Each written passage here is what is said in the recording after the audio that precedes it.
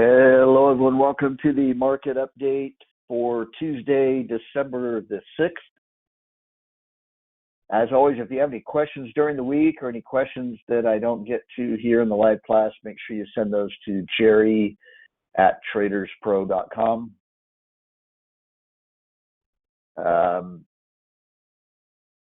Now, on Thursday, I talked about how the market was setting up for a sell-off. I made a kind of a bold call on it that I don't do very often. It's just when things start to line up. Now, part of it I can explain, and I did in the classes last week. I talked a lot about what was setting up for this, and I pointed to some of the things the reasons why I felt like the market could start selling off. And again, I'm expecting a bigger sell-off than this, so we'll have to see if it ends up playing out to where it's bigger, or maybe, who knows. The way things have gone over the last 6 months, some moves that I thought were, had a very high probability of the market had a very high probability of making, didn't happen, or didn't happen to the extent that I thought they would. But that's just it. The market doesn't do exactly what we think it's going to do every time, or what it's supposed to do in some cases.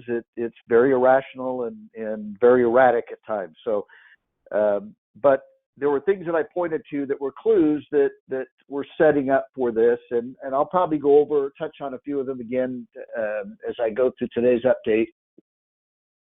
But I also want to point out that there are some things that are just a little bit of intuition. When I make these bold calls, some of it is I have to attribute to intuition, because there's a lot of the clues that I see all the time. They're the same clues.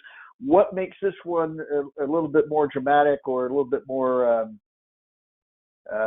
impactful than others that I'm observing during the week or during each day? I go through the same process I go through with you.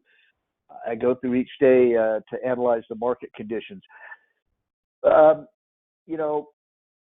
I think some of it is just 25 years of experience. You see, when you're doing something for 25 years, and every day you're looking at the mood of the market, you're looking at the charts, you're looking at sometimes you're looking at indicator. I like the VIX indicator that I'll look at a lot. You start to you learn a lot of things, and you observe a lot of things. And I think after a period of time, what happens is that there are a lot of things that do get into your subconscious, where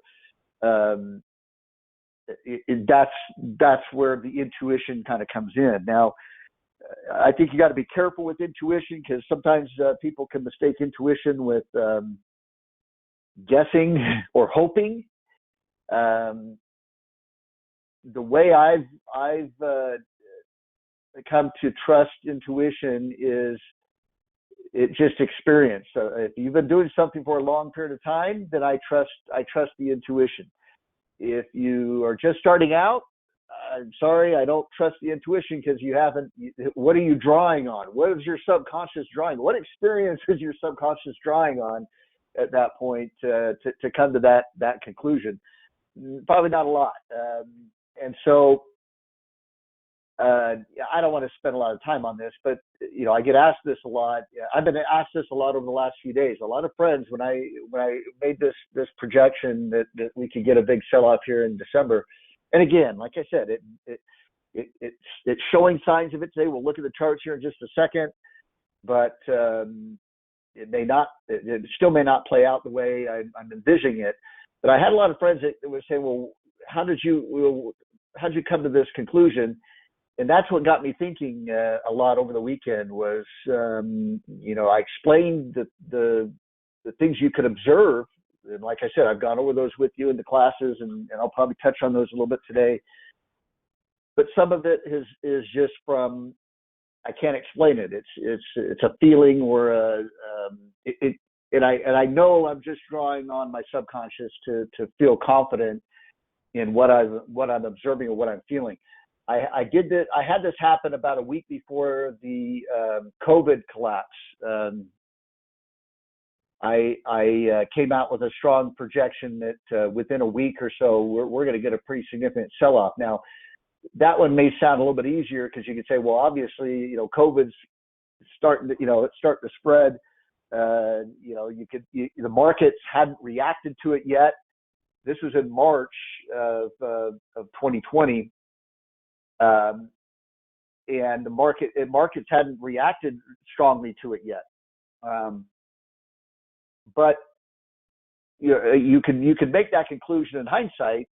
You go back to, there's lots of pandemics that have floated around the world. I remember the bird flu was supposed to be the big pandemic, and there were others that have been out there over the years, and the markets just have never, they'll react to them a little bit, and then it just kind of goes away, and it's isolated as some part of the world that's not part of our everyday lives. And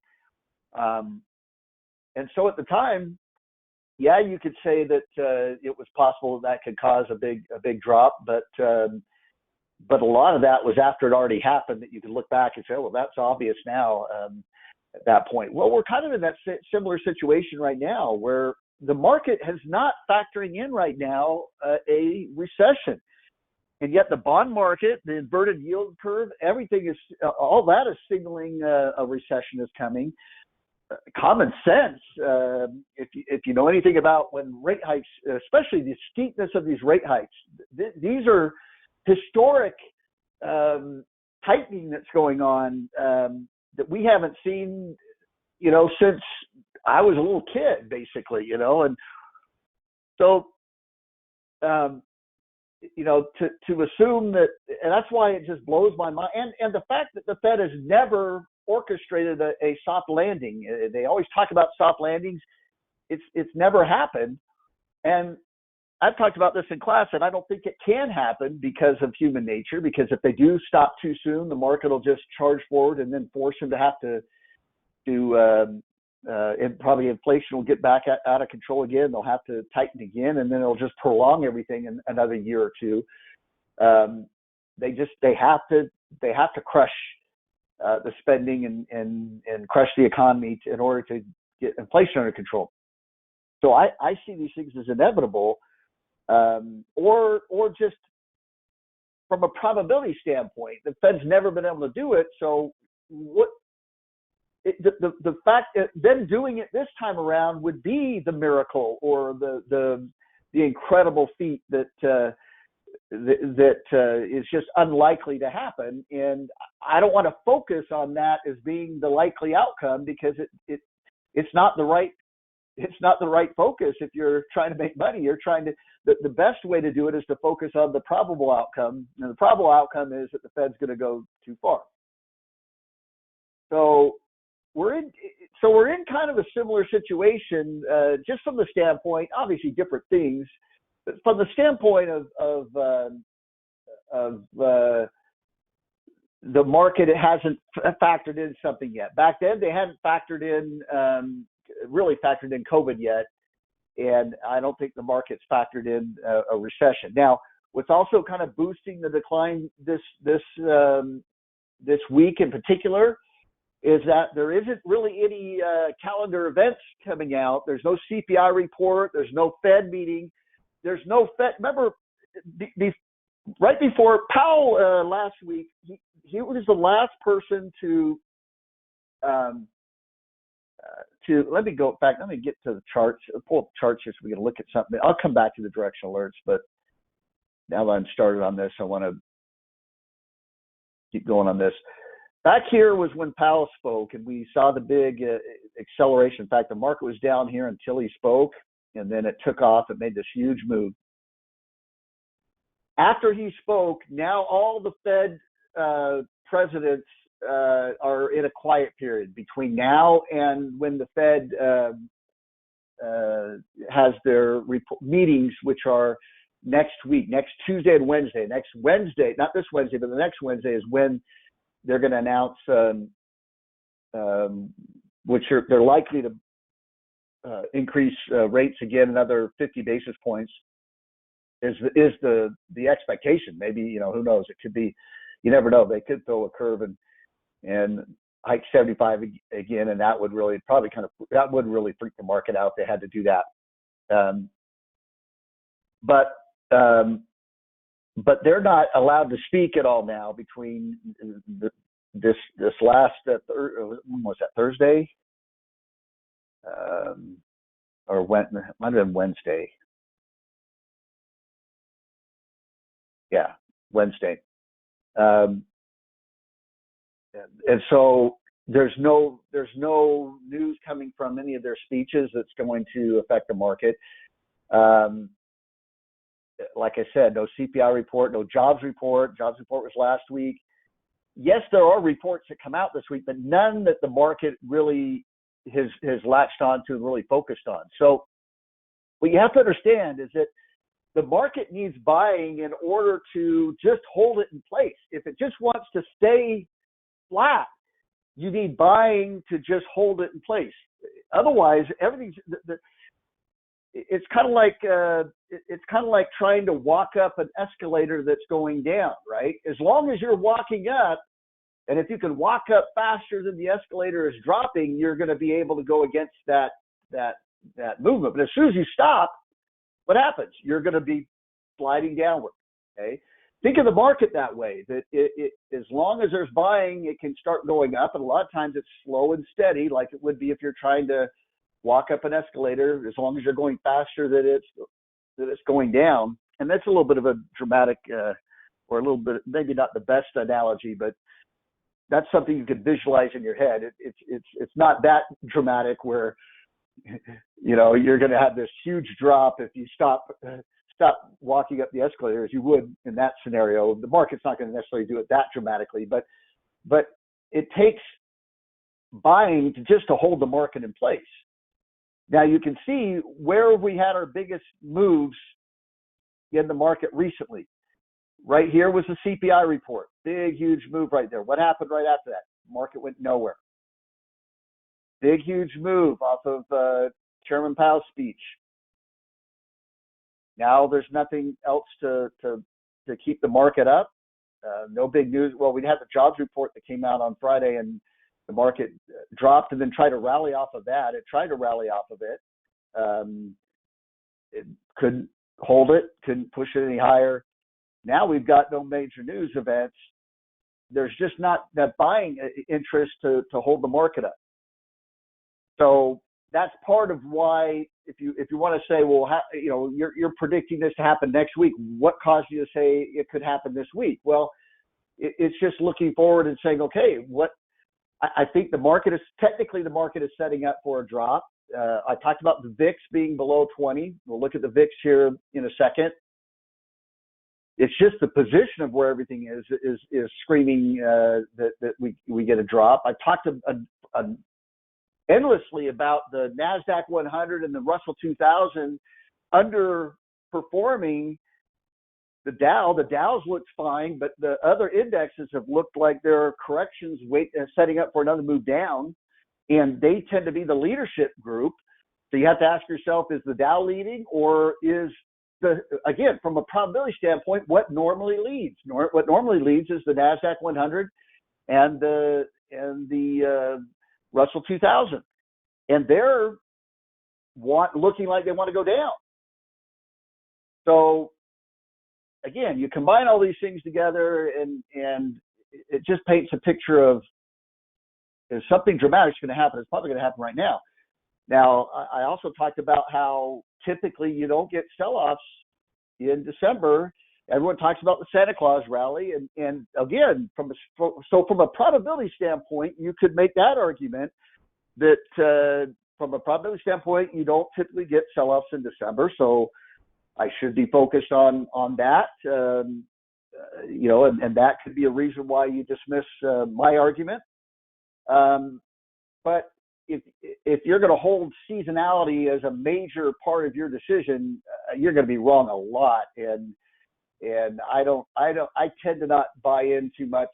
I do factor it in, but I only factor in seasonality when it agrees with everything else. The more concrete stuff, the chart, the price action, things like that. And I did mention, I believe it was back in 2018 that we got a significant sell-off in December. And I remember at that time, this goes back to experience, just having day-to-day experience in the markets. I remember that I didn't think the market could drop because of seasonality in that point. You know, I kind of fought it because of the fact that typically markets are up. And I remember getting burned a little bit that month because I was still trying to look for bullish trades when the market was declining. And that's what kind of made me think, well, it could be the same thing this year where people aren't expecting it. A lot of big sell-offs happen when people aren't expecting it. And the VIX is really flashing that the market is not worried or fearful right now. And it should be. And that's what usually leads to more dramatic sell-offs. Now, if we look at the chart here, I was a little concerned yesterday, Friday and yesterday, because Friday we started to drop. Sometimes a gap down can kick off a sell-off, a big sell-off, but the market tried to rebound. Now, it's important that you understand the price action right here, okay? When I talk about price action, what I'm talking about are these candles. Learning how to read the candles. The candle is simply telling you where we opened. Here we opened right here at the bottom of the rectangle. We close at the top of the rectangle. These little lines that extend are the intraday low down here. This is the lowest point it reached during the day. So it opened right here, and at some point during the day, it got down as low as this point right here, and then it closed right up in here. If it has a little bit of a tail above, it means that it traded up during the day. So in this case, it opened here at the top of the rectangle, got as high as this point, closed at the bottom. How do I know that it opened at the top of the rectangle and closed at the bottom? Because it's red. That means it closed lower than where it opened. If it's gray, it closed higher than where it opened. You want to learn how to read these. Now, I do have trainings on them. If you go to the YouTube channel, go to YouTube, find the TradersPro, subscribe to the TradersPro channel. You'll get access to just tons and tons of training videos. And in those candlestick trading videos, I talk about some of the different patterns. In fact, I talk about every single candlestick pattern there is. Well, at least that I'm aware of. There's probably more than what I'm aware of, but these can give you little clues. And when you open lower right here and close higher than where you open, but lower than the day before. So here's where we closed on Thursday, right here. And we opened lower, and we managed to close higher than where we opened, but we were still lower than the day before. Now, if that happens at a bottom, if that happens when you've had a decline, back here it happened. You had this decline. This wasn't a big decline, though, but if you have a really big decline, it's a really powerful bullish reversal signal. Opened lower right here, closed higher than where it opened, but still lower than where it closed the day before. After a decline like that, that's a pretty bullish price action. Not surprising that kicked off a rally right there. But when it happens at the top, we are already moved up here. We already moved higher. It shows it's an example of buying exhaustion. It means the buyers are tired, and now that doesn't always mean that it leads to a decline. It's a weaker version. Okay. I wouldn't just go short the market because of buying exhaustion. You'd want to see some confirmation of that, but it's a sign of weakness when you see that type of price action. Okay. Now, yesterday we did decline, and what was bearish about yesterday is we did close below the low of the previous day. So we tried to open higher. We gapped up right here. Actually, we gapped down because we closed up here on Friday. We gapped down, opened right here, and then we closed lower than the day before. So we built on this decline right here. After trying to reverse, we closed it. Now, we didn't close at the lows of the day. We came off the lows a little bit. You see a little bit of a tail right there. And that's what concerned me a little bit, because sometimes what you see is you see these big bullish days right here, and then you pause for a couple of days. You pull back a little bit. It's part of that stair step. You have a big move, and then you pull back, and then a big move and pull back. You look at back in here, we had this big bullish reversal day, and then we pull back a little bit on this next day, and then still managed to move higher. Sometimes there's a tendency to do that, but today, now, what's really bearish about today is we're moving below that Wednesday low, and so that the market has basically erased all of the bullishness from Chairman Powell's speech last week. Okay. Now, you could make the argument, okay, Jerry, I can buy into that maybe this week is bearish, but then next week you've got the CPI report that comes out Tuesday. That's going to be a major market is going to focus on that.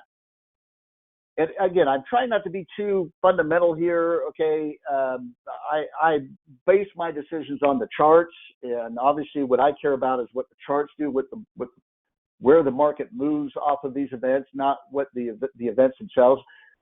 But the market has really, really been focused on anything inflation related lately. It's been focused on the dollar, the movement of the dollar. We've talked about that. Now, it's not always going to be focused on these things, but you have to pay attention to what the market is focused on, because that's what's going to, anything related to that is what's going to move it.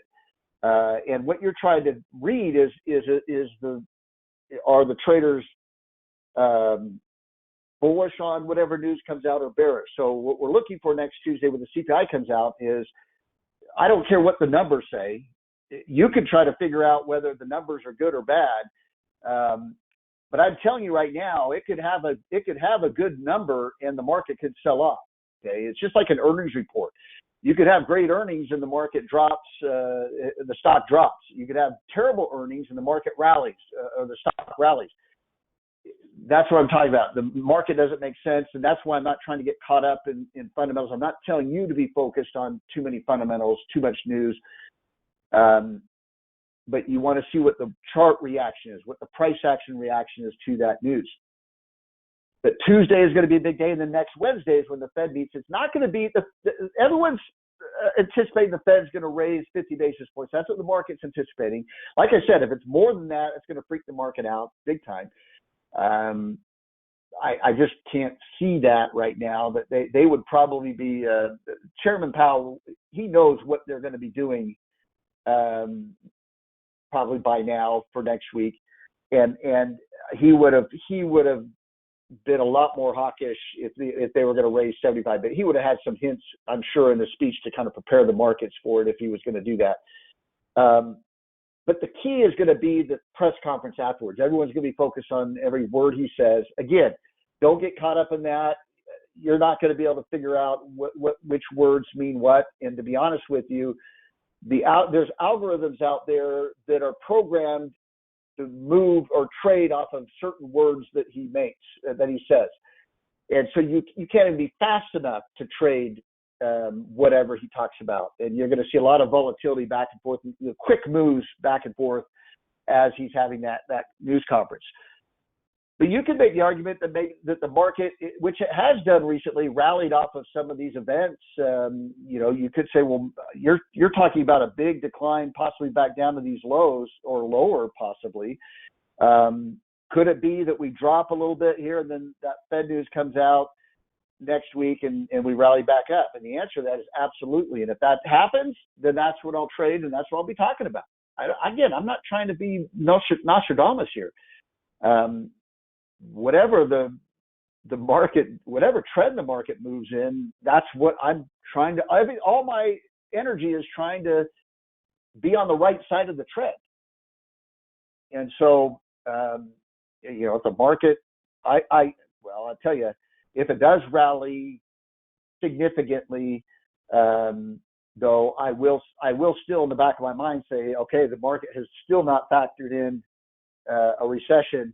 And we're not getting the big sell-off right here, but it's still coming. And I got to keep watching for it and looking for setups again for it to happen whenever it happens. But I think what we're looking for today is, as far as being bearish, does it close below this low right here? Do we close below it? We're trading below it right now, but do we close below it? I think will be significant. And we'll probably see more selling, and we can start to see more accelerated selling because we're still not seeing any worry in the VIX. We'll get to the VIX here in just a second, but we're still not seeing any concern in the movement of the VIX. Now, moving on to the Dow. The Dow has been the outperformer. It has broken out above this previous lower high right here, just briefly. And one thing I've talked about for a number of weeks now is that I still felt like the NASDAQ and the Russell 2000 are leading the way. They're going to lead the way lower. But obviously, this has been an uptrend in the Dow. You can't deny that. But this looks right now to be a little bit of a false breakout. Again, we're trading below that Chairman Powell low, or Chairman Powell speech last Wednesday. If we close below that, now it could be that the Nasdaq and the S&P even and the Russell 2000 get back to these October lows, September and October lows down here, or go below them. Maybe the Dow just goes into a deeper correction, just has a larger ABC or something like that. I don't know. I don't know how that'll play out. But what I can see, and I think we're starting to see it right now, all these Dow stocks, there's only 30 of them, so there's not a big group there, but a lot of them had very strong uptrends and have made money. A lot of them, the bank stocks make sense why they're making money with higher rates. You look at consumer staple type stocks, Coca-Cola. You've had energy stocks, ExxonMobil have done very well. So you can look at a lot of the individual Dow stocks, some of the industrial stocks. You can see how they've done very well. But what can happen here is that if we start selling off a little bit more, what can trigger more selling is these people that have made all this money and now they're giving it back. You don't want to give it all back. And so you're starting to sell just to protect profits. Not to mention, again, you throw into another factor into all of this. You've got these fund managers that got beat up early in the year and didn't think they're ever going to be close to a bonus, right? And now the market's rallied for the last few months, and they have a chance to get their year-end bonus or have a positive performance for the year, possibly, or close to it, or less bad. Maybe they were at a 20% loss for the year, and now they're at 5%, and that's not too bad after what happened last year. They're going to be anxious to sell to protect that comeback, and we only have a few weeks to the end of the year, and that's when their performance is judged, is at that year end, right? So there's going to be extra selling pressure for them if we continue to move lower. Now, again, we're not seeing concern yet. Even after today, we're seeing a little bit of a movement up in the VIX. In fact, let me go right to the VIX, as I can pull it up on my other charting service here. Well, we are seeing it now. Look, that's a pretty solid up day on the VIX. Yesterday we had a sell-off. The VIX moved up a little bit, but it was a little bit of an indecision candle. It wasn't real strong. Today, if we close at the highs of the day today on the VIX, we're going lower. That would be pretty bearish. And even if it backs up a little bit, very rarely do you close right at the highs of the day. Here it pull back a little bit. Here it pull back just a little bit. Even on this big up day right here, it pulled back a little bit. So I'm not expecting it to close right where it's at right now, but it could come back a little bit there. But as long as it doesn't come all the way back down, that's a pretty solid move. But yet we're not even at the fear level. 30 is the fear level on the VIX. This is when the fund managers start freaking out. They're not in panic mode yet, but they're freaking out a little bit. Okay, and see how far away we are. Now, what I've been talking about for the last few weeks is the fact that every time we get down to this 20 level on the VIX, this is complacency. This is these fund managers not at all worried that a sell-off is going to happen. And then each of these times we've had these sell-offs that has caused the VIX to spike up to above 30. Here it spiked up above 30. Here it spiked up above 30. What's going to cause the VIX to get back up above 30? I'll tell you what's going to cause it to get back above 30 is if the S&P, let's go back to our S&P chart, gets back to, let's get off the Dow chart here, go back to S&P, gets back down to these lows down here. And look how fast it can get there. I mean, it can drop a lot faster than it goes up.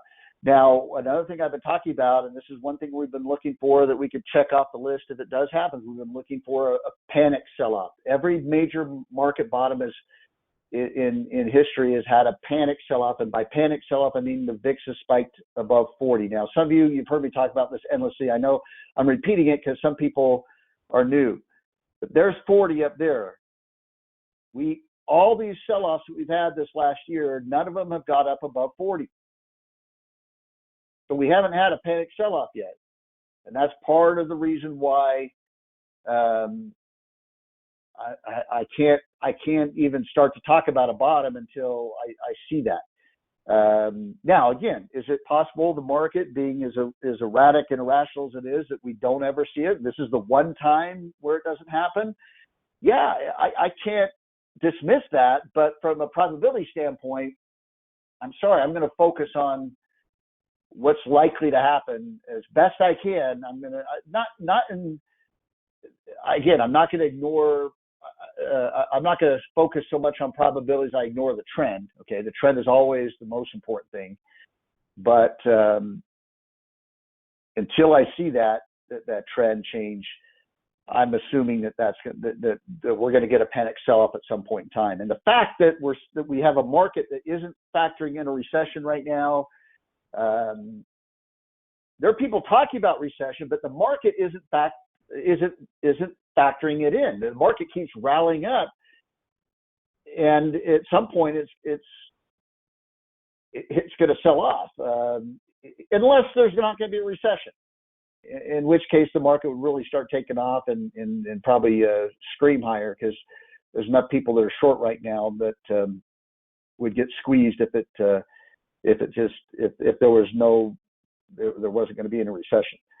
All right, so if we get back to, so again, we're not even at 30 yet.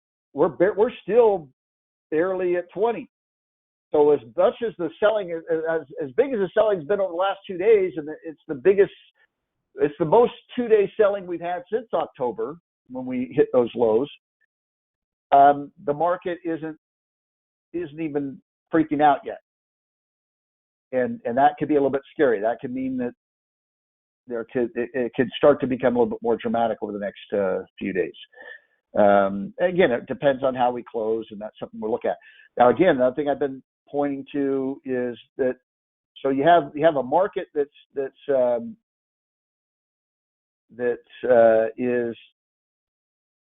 is complacent. It's not worried at all, and you're right at the resistance of your downtrend. You've rallied up here, it sold off. You've rallied up here, it sold off. You're back up here. We don't know yet, but you have a market that where the VIX is down below 20. It's not worried about a sell-off, and that's exactly when it would usually start to happen then. So the chart is saying the market should go lower. It's just a matter of when do the sellers recognize that as well. Now, we're spending a lot of time on charts today because I'm not going to be recommending a stock, except I am going to talk about inverse ETFs, because I think you can get into inverse. I'm in inverse ETFs in the portfolio, and that's how I'm going to profit from a drop. Is those will go up in value if the market goes down in value, and I'll go over those here in just a second. Now, let me get into, we talked about the Dow, S&P. Let's look at the NASDAQ 100. Again, I've talked about how this has looked corrective. Let's back out a little bit so we can see. Let me back out to a 2-year chart so we can really see. This has looked like a bearish ABC pattern. It's real choppy. This looks impulsive. This looks corrective. That should lead to another impulsive move down. The only question we've been asking for the last several weeks is when does it decline? You could chop around for a little while, but it looks like it's starting to make that move right now. Now, if you were to draw the trend line here on the NASDAQ, you never quite got to that trend line, and that's what I was worried about yesterday and Friday. Also, when it had that reversal after gapping down, was that maybe it tries to push.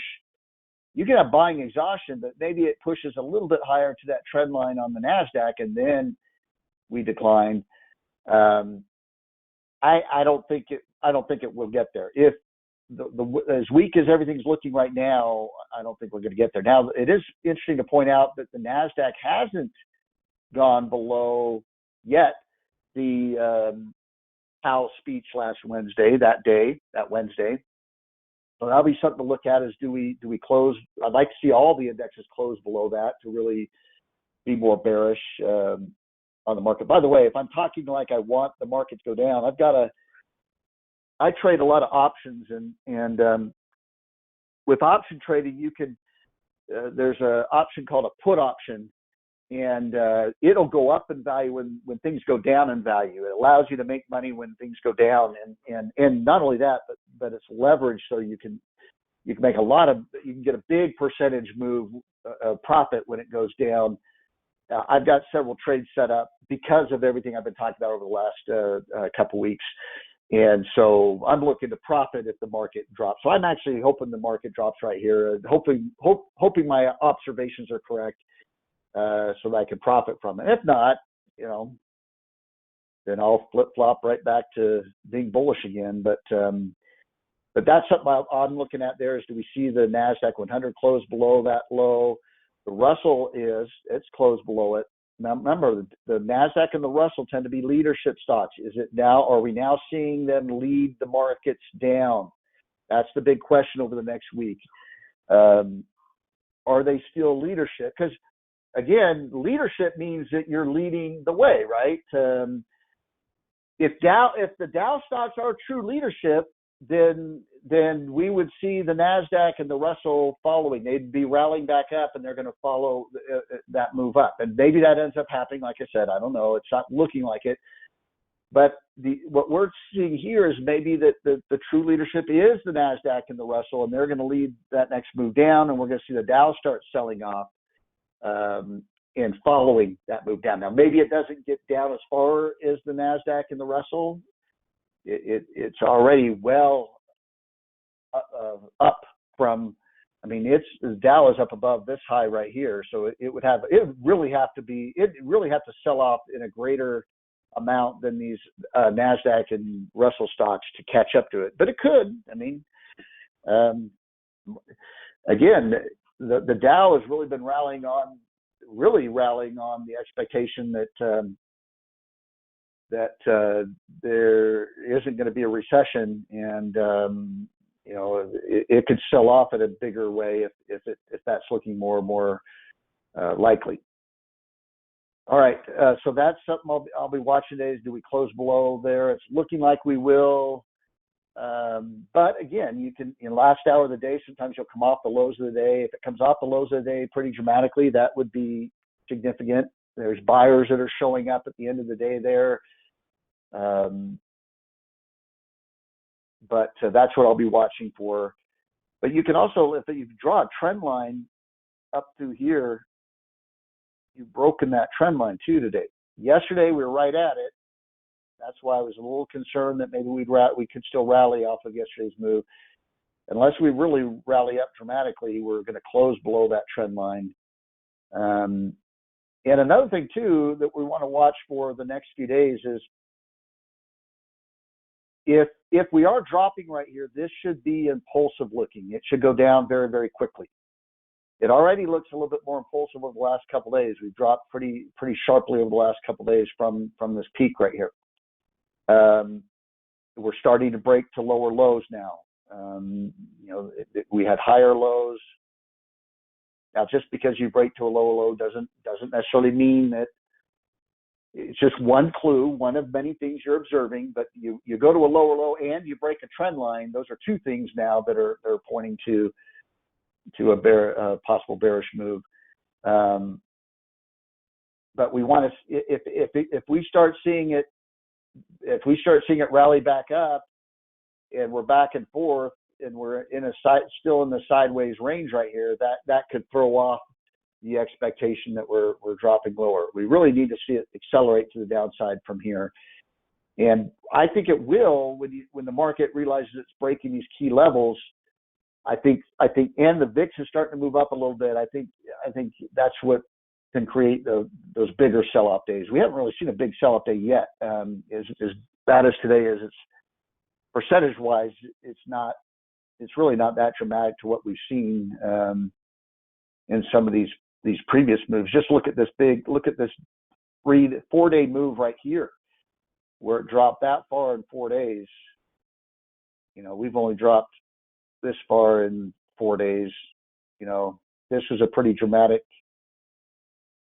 5-6 day move right there.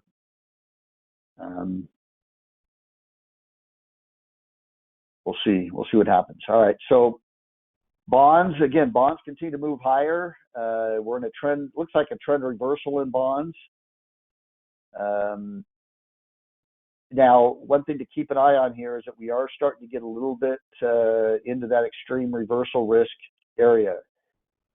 Now, this is what we use to indicate whether we're overbought or oversold. We're getting into a little bit of an overbought case. Now, it doesn't mean that bonds are going to suddenly come down, but it could mean that we're getting close, and it does look like we're getting close to where you can start to see a little bit of a corrective move where maybe it chops back and forth. Now, if it is chopping back and forth, looks more corrective, that'd be very bullish, because this looks a little bit more impulsive off the bottom.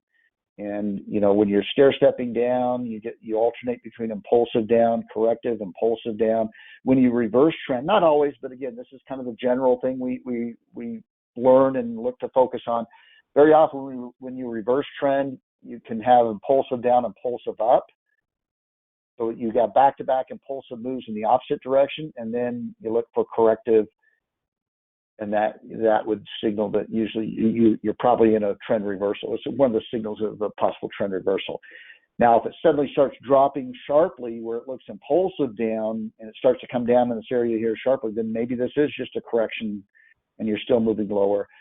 But that's what we'll be watching for. And right now, it's looking a lot more like a trend reversal. It looks more like impulsive down, and this move right here looks pretty impulsive up.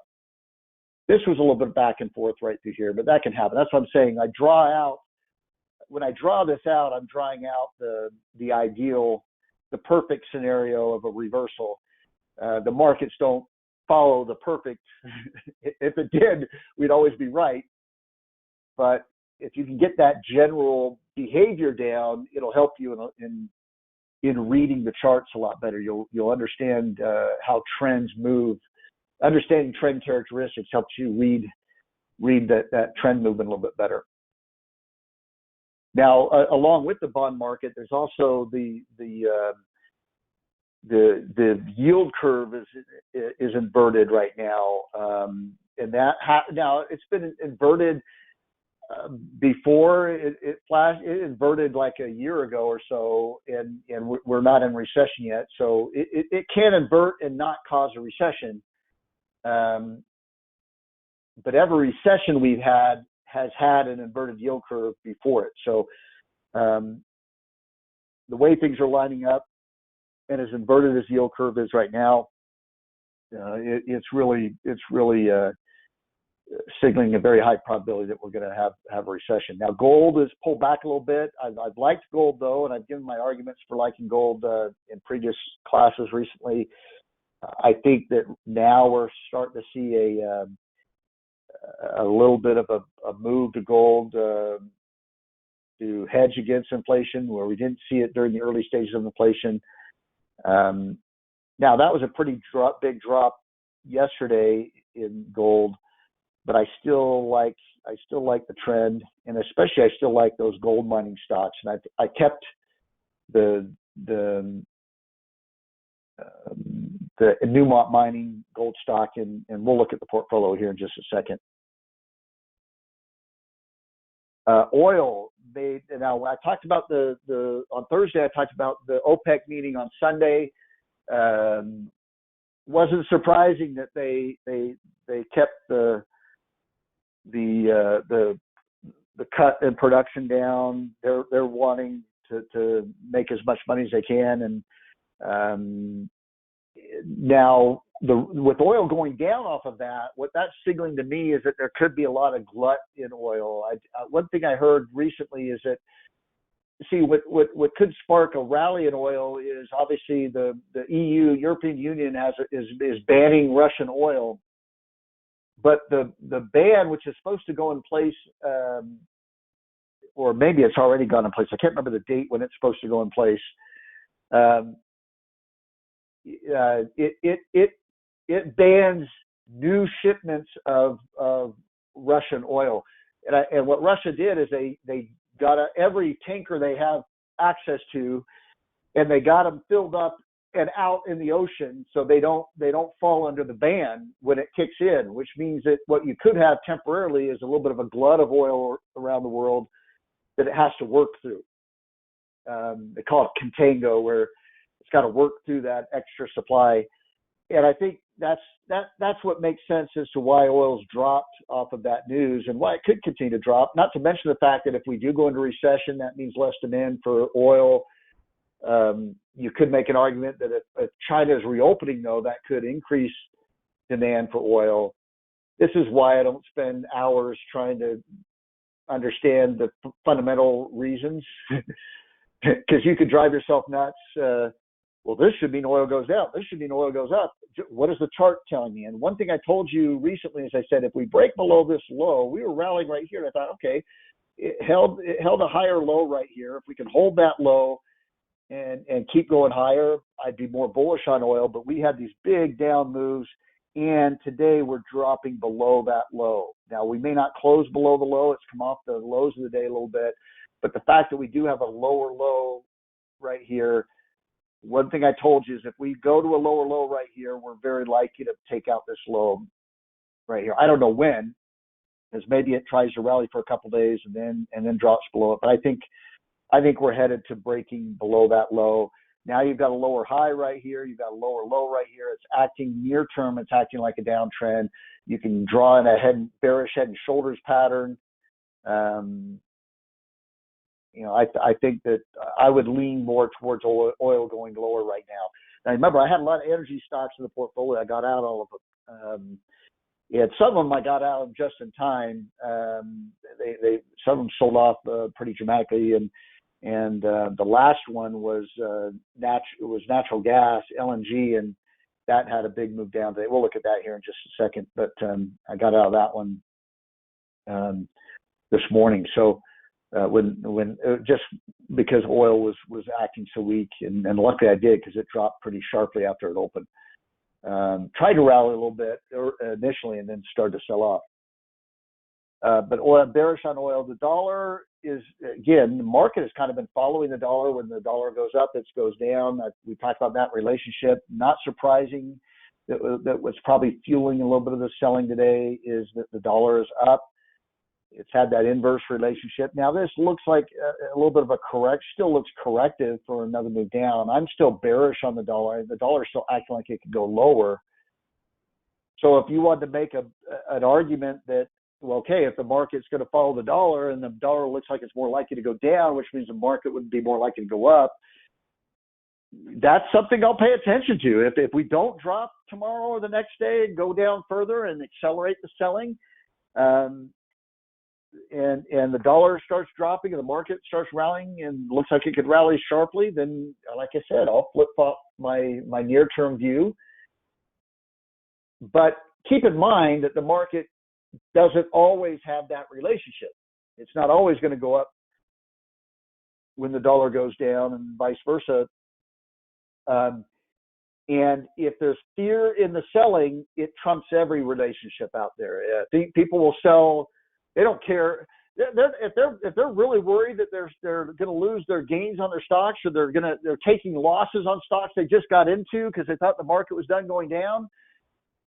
They're not going to suddenly say, "Oh well, but the dollar is dropping, so I'm going to hold on to these positions."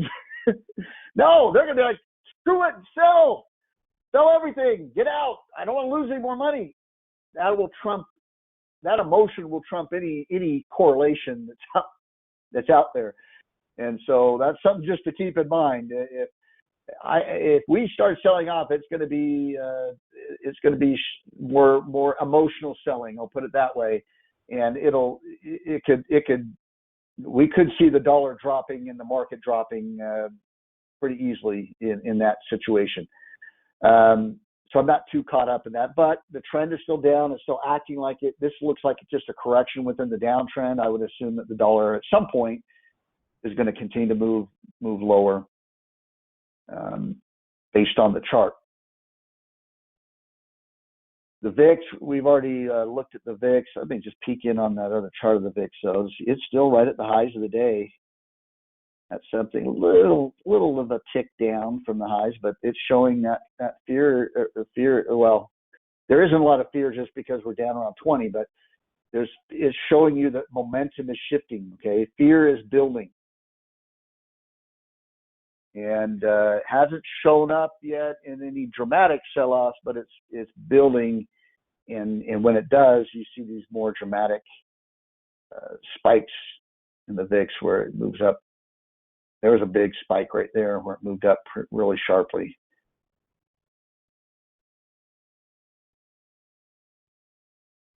All right. Chip stocks, again, they tend to be leadership. I'd like to see them drop below get below that Powell speech low right there. We're right at it. Now, could you make the argument that this is a sideways correction? Previous move was up. Whenever you see a stock moving sideways, you want to pay attention to the direction it's moving in before it moves sideways. That's where it's more likely to go after it's done moving sideways. Absolutely, I've analyzed that as a possibility here. It doesn't always work that when it's moving sideways. I think in this scenario, there are enough other things that are pointing to a decline that I would lean a little bit more towards that not working out in this case, where it drops down and does sell off. And remember, chips tend to lead the way, so you'd expect them to have a bigger sell off at some point in time if it is indeed leading. But that's something I will pay attention to. If we hold right here, and like I said, the market rallies and this starts rallying back up, then absolutely I'll look at that and say that's telling me that we're probably not going to drop too much further. It'll probably still have higher to go. Now, keep in mind that if we do rally, what I've been talking about a lot is I think the sell-off is happening right now. But when I first came out and said I think we're going to get a sell-off before the end of the year. Could it be that this isn't the big sell-off yet, that the market does go up a little bit further, like I talked about on that NASDAQ chart, that it still hadn't touched the declining trend line, right? If this, based off of this thing I teach, whenever you see a stock moving sideways, you pay attention to the direction it's moving in before it moves sideways. That's where it's more likely to go after it's done moving sideways. It doesn't mean it has to make a big move when it breaks out. It could barely break out. It would satisfy that it did go higher. It did continue in the direction it was moving in before it moved sideways, and it could reverse. I've seen it happen many times where it reverses right after that.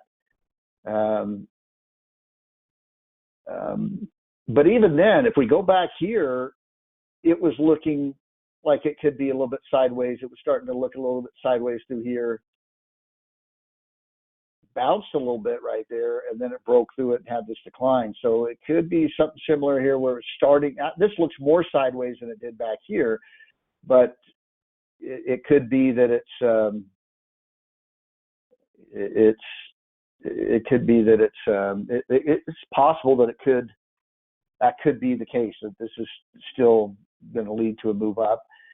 So what I look for, I'd like to see it break below here then, and if you see a pretty sharp break below there, that would be a good signal that it's moving. It's likely to continue to move to the downside. Now, transports, again, you say, well, is this kind of the same thing? And I'd say, well, not necessarily, because it did break out. Like I said, it doesn't have to necessarily break out dramatically. It did break out of that, and so I don't think this is as strong a case for that sideways argument as the chip stocks. I would like to see it get below this low, but it is interesting that the transports are below the Powell speech low. They're below this low as well. I'd like to see it get below that low to continue that confirmation. Again, why do we look at the transports? We compare the transports with the Dow Industrials. They tend to lead the way. Their leadership groups, and so we tend to look at those. Bitcoin's just been kind of moving sideways. I think it has another leg down at some point. Previous move was down. It's moving more sideways. It probably has another move down. By the way, on Bitcoin, I talked about how with everything that's going on with crypto. I'm going to keep saying this because I'm afraid when I first made the comment that people are running in and using it as a reason to go buy crypto. Crypto's in a dangerous spot right now. What I was talking about over the last few weeks or a couple weeks ago was that the fear in the lack of wanting to buy crypto right now because it's scary. There's some crypto that's going out of business and going bankrupt. FTX was the big one recently. Those are bottoming signs. Those are what you see at a market bottom. But what I want to make it clear is I'm not saying that crypto is at a bottom, because sometimes you can get the bottoming signs and it still has a lot further to go down. And I don't know what is the safe crypto out there. I haven't studied it enough. Bitcoin is the most popular one that everyone's heard about. But I don't know how stable that is and if it's going to survive all this. And it could have a lot further to drop. So I want to make it clear that I'm not saying that crypto is bottomed and go out and buy crypto, even though you don't feel like you want to buy it right now because it seems scary. I'm just saying that it is exhibiting the behaviors of a bottom. What you usually want to see then is you want to see it actually bottom and start working its way up. Don't try to pick the bottom. Wait until it starts to look like it's trending up again, and then you can dabble in it a little bit to start working your way back in. And if you've done the research and you know which is more stable than others, although a lot of people thought FTX was as stable as it gets, and they were one of the first to. Well, they weren't the first, but they were one of the second or third to go belly up. But anyway, I just want to make sure that I'm not saying, you understand, I'm not saying just run out and go buy crypto right now. I'm not. And I try to distance myself from crypto because I just don't know the market. I only throw in the chart because I know a lot of people are interested in it, and so I'll give them my opinion on what the chart is showing me. But I'm not saying go run out there and buy it. All right, I want to go back to the direction alerts. The direction alerts aren't really dramatic this week, or they aren't telling us a whole lot. Obviously we backed off of we never really quite got to the extreme on momentum. Remember, that was part of the problem, is momentum was lagging everything. That was a little bit of a divergence thing that we were seeing. It's not in an overbought or oversold condition. It's nowhere near these extremes. If we continue to sell off, you're going to see this move back towards this direction. And then you could see it get into this extreme where maybe we start talking about the selling ending. If it gets down that far, it'll have a bullish reversal risk. It'll be oversold, in other words. But this indicator showing it still could go either way. Breadth has been in the extreme. It was over here a little bit more to the right side here. Now these aren't incorporating what happened today. So these update after the market closes, and so this will definitely be into the high range with today's sell-off. If today's sell-off holds, it'll move over further into this area here. But remember, that was part of the reason. Another part of the reason why I thought that we could start selling off is because we were in an overbought state in breadth.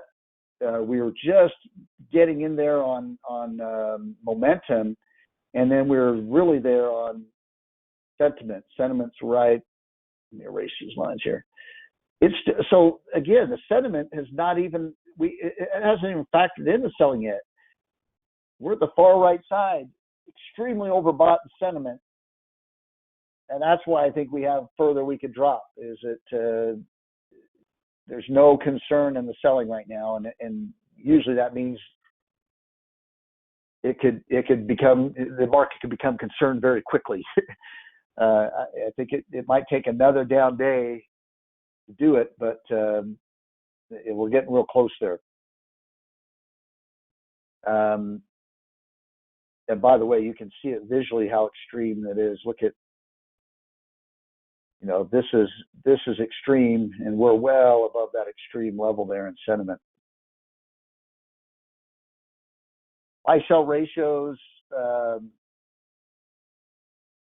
not sure. Obviously, we see the sells tick up and the buys tick down, but they're not showing any sort of extreme. The sentiment indicators backed off a little bit. It's not an extreme. It never got to the extreme there, but it did right here. And so you'd probably, if we continue to sell off, you'd see it work its way back down this lower end. If it gets closer to this lower end, then you have to wonder if you're done with the selling. That would be a signal that you're oversold. We'll keep an eye on that over the next few classes. Under the portfolio, I'm not holding hardly anything. I kept the Newmont. Let me show you LNG. So I had kept LNG, this natural gas, but with the oil drop recently, this opened lower and tried to rally, and I used that rally early to get out. And lucky I did, because it reversed and came all the way down. Would have given back all the gains I'd made in natural gas. I got out of last week. I got out of MPC. And you can see it's dropped. The last couple trading days dropped pretty dramatically. I think I got out of this one on Friday. Thursday, I was talking about hanging on to it because this still looked like it could be corrected. We still had that OPEC meeting coming out on Sunday, but then on Friday, I didn't like the way it was trading, and I got out. And thank goodness I did, because it had two big drops after that. By the way, again, the way I'm trading the portfolio right now is not the normal way we're going to be trading with the software. I get asked that. I've been getting asked this a lot recently. We're in a bear market. This is a bull market. Software works best in a bull market, and it's tremendous when we get to a bull market. But it doesn't mean it's not useful in a bear market. Look at the portfolio. We've been able to make money trading oil. Oil's been outperforming. We're finding out what sectors are working, and we're sticking with those as best we can. Those sectors that are still making us money in a bear market. So the software still has tremendous value, but it's a trend following software, and it tends to be a bull market software. It's looking for bull markets wherever bull markets are. And obviously, when you're in an overall bull market, you're more likely to have multiple sectors in bull markets, and you're finding those strong stocks within those bull market sectors. And it's tremendous software. But we're going to be trading different when we're going to be focused more on the signals. We'll be focused a little bit more on some of those other things when we get to that. And I keep referencing people. You want to hear how a typical class is when we're in a bull market condition. Just go back a year or two on those recordings. You can go into that TradersPro. I think you can go back that far. Still, I don't think Jesse's deleted anything off of there, but you could hear how a class was a year ago or 2 years ago, or maybe not quite a year ago, because we were topping out a year ago. Go back and 14 to 18 months or so, and you'll get a better feel for how we use the software in a bull market. What I'm trying to do right now, typically in bear markets, you just want to be on the sidelines, and right now I'm mostly on the sidelines. I am holding a couple of inverse ETFs right now. These will go up in value if the market goes down in value. The SARK is kind of a small cap type fund. It's opposite of the ARK Innovation Fund, the ARKK. The ticker symbol is ARKK. It's going to go the opposite of what the ARKK is doing. I got into this, I think on Friday. Thursday, I added the SOXS, and then I told you I was going to probably add the SARK, which I did on Friday. It's gone up. And this is part of what is offsetting. You know, this will give us a chance to make money while the market is going down. These should go up in value. The other one is the SOXS. This is the opposite of the chip sector. Now, this one hasn't gone up as much yet, but this one is the one that really can make you money if it takes off. You know, if we got back down to, if the market dropped down near the October lows, these are where the October highs can. Remember, this is opposite. This will move opposite. This could go from $34 up to 70. You know, it could double in value on a move like that. That's why I like to. Now it can go against you too if you're wrong on this. This is why I don't stay in these very long. I'm just trying to. But this is a nice one to be able to hedge with. It'll make you some money. There are others out there, and this will be my. If you're looking for something to trade, I have a inverse ETF watch list that I look at. This one moves opposite of the S&P 500, but it's a terrible one to use. It's just not going to make any money. Look at, if you buy this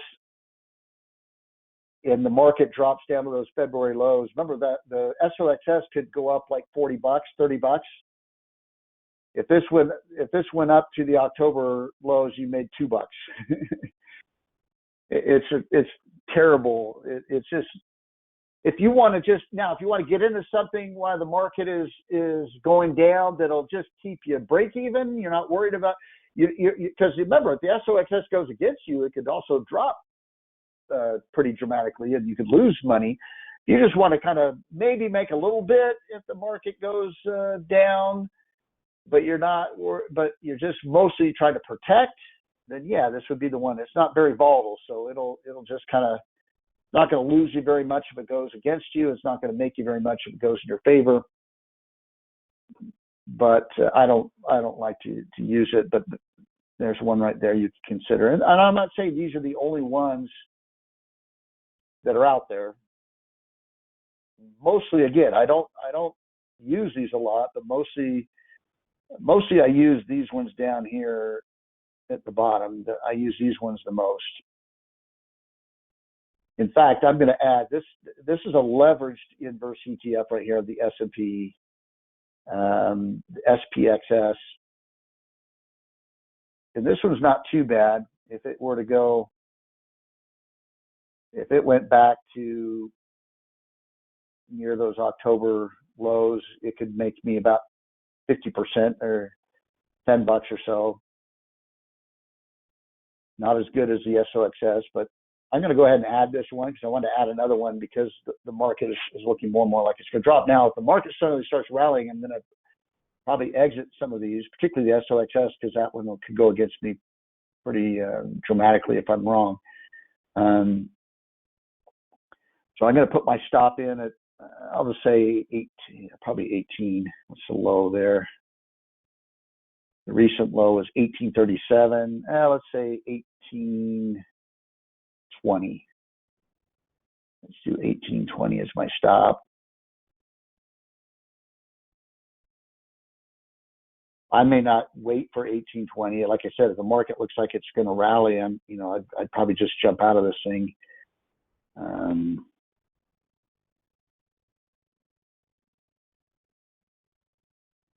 400 shares would be about $8,000. Let's see what the portfolio at risk is 0.74, so that's fine. Go ahead and purchase that. And that's it. I don't want to go any further than that. Now, I kept Newmont mining. I still am pretty bullish on gold. Now, gold has pulled back a little bit, but you can see the gold stock has not pulled back very dramatically, and I like that it's holding this little breakout. It broke out above this range. Talked about how it dipped down right here, had a lower low, and then went up, had a higher high and higher low. It broke out above this area, and now it's kind of pulled back to it. So it still looks pretty good. I'm going to continue to hold that one. I want to try to hold this one a little bit more longer term if I can.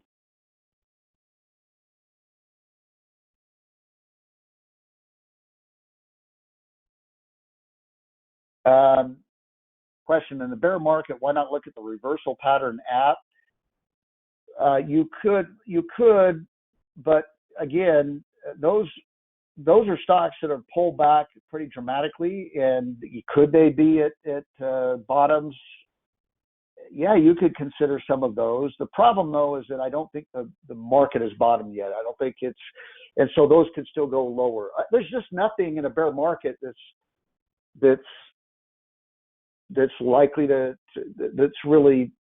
You can find little bull markets within bear markets, like we did with energy, but typically your best bet is to be in cash. The reversal app works best in a bull market when you have stocks that have taken some of these deeper pullbacks, but you're still in a bull market where they're more likely to rebound from those deeper pullbacks, and it works very well in those conditions. But not a lot of stuff on the software works great in a bear market. But guess what? We're not in bear markets very often. We're almost always in bull markets. This bear market's been a little bit longer. It's going on a year almost. Well, not a year. A year when it started dropping. Not till we got a signal that we were in a bear market. It took a little while before we got the signal that we were in a bear market. But I would expect that within the next 6 months or so, we'll probably bottom out somewhere in the next 6 months. And by the way, usually markets bottom before the worst conditions of the economy show up. So, if we do end up getting a recession, we'll probably bottom out before we see the end of the recession, and start actually trending up before we see the end of the recession. So I think that that could probably happen within the next 6 months. Usually bear markets last anywhere from like 8 to 18 months or so. 18 months is a pretty big bear market. Those are pretty rare. So that's why the software is great, is because most of the time you're in bull market conditions, and that's where it's going to perform its best. All right, that's all I have. Have a great week. We'll see you on Thursday for the stock specific class, and hopefully there's something to trade at that point. There might not be, but that's okay. Sometimes the best trade is to not make a trade, and I want to make sure that I'm not always just talking you into trades when you probably shouldn't be trading just because of the name of the class. So we'll see what things look like. It may just be another market update type class. We'll see. All right, have a great week, everyone. Bye now.